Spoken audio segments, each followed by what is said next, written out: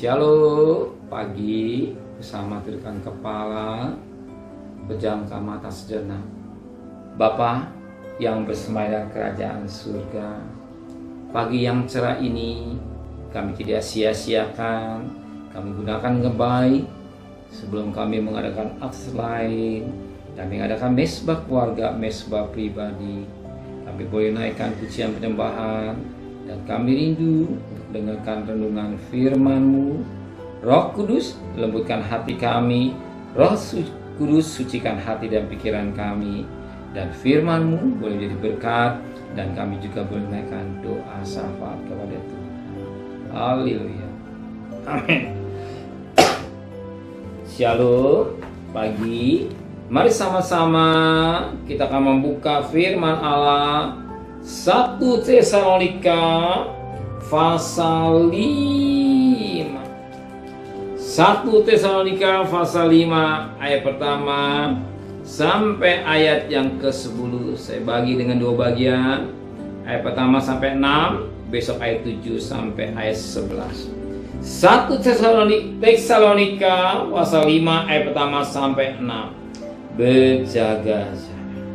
Tapi tentang zaman dan masa saudara tidak perlu dituliskan kepadamu, karena kamu sendiri tahu benar-benar bahwa hari Tuhan datang seperti pencuri pada malam. Apabila mereka mengatakan semuanya damai dan aman, maka tiba-tiba mereka ditimpa oleh kebinasaan, seperti seorang perempuan yang hamil ditimpa oleh sakit bersalin. Mereka pasti tidak akan luput. Tetapi kamu saudara-saudara, kamu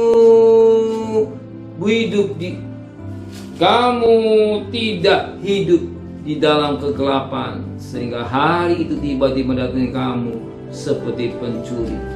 Karena kamu semua adalah anak-anak terang dan anak-anak siang. Kita bukanlah orang-orang malam atau orang-orang kegelapan. Ayat yang ke-6. Sebab itu baiklah jangan kita tidur seperti orang-orang lain, tetapi berjaga-jaga dan sadar. Dan Alkitab mengatakan berjaga-jaga. Dan kita tahu kita hidup bukan di dalam kegelapan. Ingat, petikan ayat yang ke-4.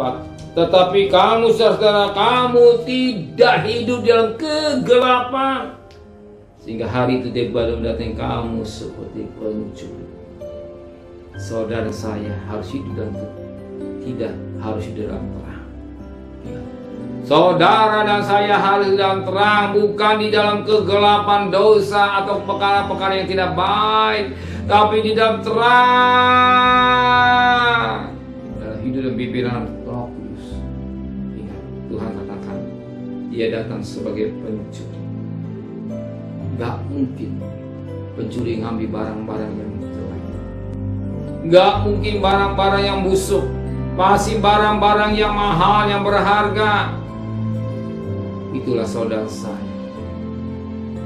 Dia bagai pencuri mengambil saudara saya.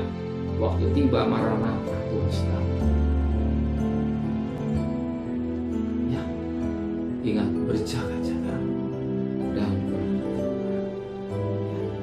berjaga-jaga dan berdoa, sadar. Dia bagaikan pencuri, bukan dia mencuri barang yang berosok. Siapa dicuri? Itulah orang-orang yang hidup dalam terang.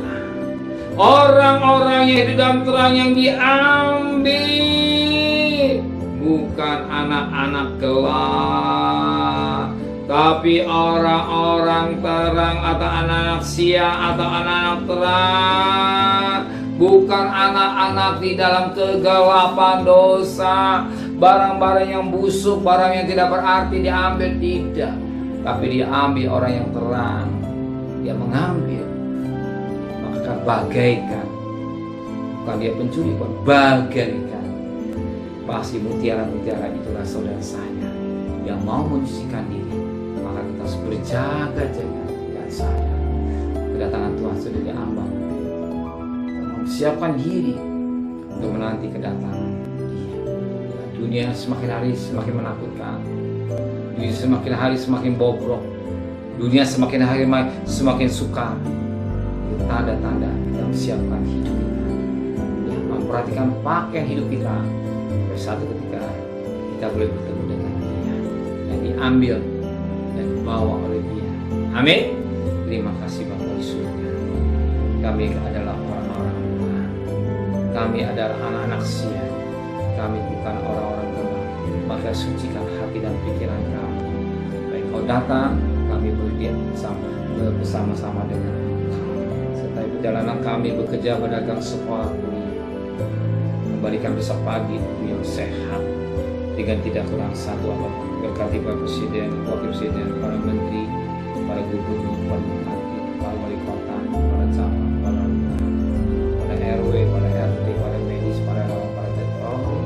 Berikan mereka sebagai hamba-hamba Allah, takut Tuhan dan nikmat yang dari Tuhan.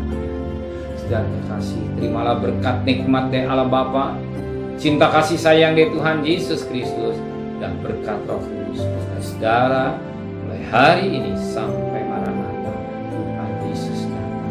Yang cinta Dia katakan amin. Tuhan memberkati.